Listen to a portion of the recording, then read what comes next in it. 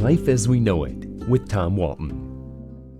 An intriguing invitation landed in my email inbox the other day. Take our survey and earn up to $500 for sharing your opinions, it said. If I want to sign on and take additional surveys, it told me, I can earn even more. Well, I know clickbait when I see it. I wasn't born yesterday.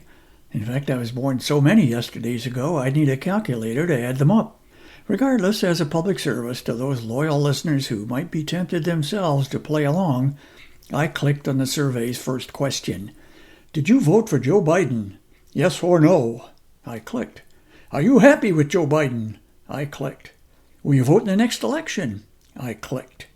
Okay, I see where this is going. The fourth question was not a question at all. Please give us your email address, it said. Well, I can read the tea leaves here. It was time to get out. I don't know anyone who hasn't been subjected to outfits pushing surveys that often have a hidden agenda. They want to know where your sympathies lie, and they want to exploit them. I'm not here to bash surveys. In the hands of true professionals, accurate polling is rooted in science. But sometimes a scientific approach is not the only option. Many years ago, one of America's better-known political pollsters was a man named Samuel Lubell. Mr. Lubell considered numbers and data just one part of polling the public. He preferred talking to people face-to-face. Just ahead of the 1964 presidential election between Lyndon Johnson and Barry Goldwater, Mr. Lubell wanted to canvass Northwest Ohio. He didn't like to drive during his polling tours, so he needed a driver familiar with the terrain. Paul Block Jr., the Blade's publisher at the time, gave the assignment to a 20-year-old reporter, intern, me. Take Mr. Lubell wherever he wants to go, I was told. For the next few days, we toured our corner of the state, most of the time on rural county roads, some of them paved, some not. We know how Toledo is going to vote in this race, he said, but will traditional Republican areas hold for Goldwater? Will the farmers who live off the land stay true? We drove from farm to farm. We stopped in county seats and small villages. One of our stops was at an old-fashioned five-and-dime store, where Mr. Lubell quizzed a clerk while she handed him a paper cone full of peanuts. He asked for her feelings on the economy while she counted out his change.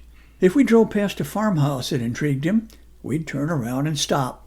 Excuse me, ma'am, he'd say. My name is Sam Lubell. Got a minute? They always did. He knew what to ask and how to ask it. I got the sense that people who were initially reluctant to open up were genuinely sorry to see us leave. He had a knack. I'm not sure how Mr. Lubell's folksy door-to-door approach to political polling would work today in modern times. It's a different country and a different time. Not everybody welcomes a knock at the door. Meanwhile, to those dispensers of surveys that clutter my email inbox, I solicit their response to a survey of my own. I ask just one question. Aren't you ashamed?